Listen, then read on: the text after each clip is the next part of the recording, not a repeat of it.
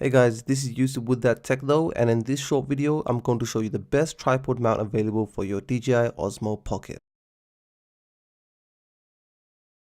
So I have been searching through the internet to try and find a good quality and useful tripod mount for the Osmo Pocket. I'm sure you guys have seen many 3D printed tripod mount, but they always seem to compromise on either build quality or the actual practicality to it. I finally stumbled on this mount on eBay. It's basically a windshield mount for your car so you can use it as a dash cam. However, I easily saw the potential for it to be used as a regular tripod mount as it has the standard thread. I left a link in the description below if anyone is interested in buying this, as it is only $14 or just under £11 in the UK. Let me start off with the build quality. It's made all from metal and some rubber grips on the inside that fits firmly onto the Osmo Pocket, so you don't have to worry about it falling out or getting scratched. There are 3 threaded holes to fit in on any 1/4" screw, and there is a bigger hole to attach it to a bigger rig if that's your thing. The tiny pole that's attached to the actual mount allows me to put it on any 1/4" thread, and what makes it very practical is that you can charge your Osmo Pocket as you use it, or you can attach the DJI wireless module, which I'm using right now to control the gimbal. I'm not reviewing the wireless module as this will be in another video, but you can see a bit of it at the bottom of the screen. Going back to the actual mount, you can see that it has easy access to the buttons and it doesn't cover up the mic on the front or the bottom.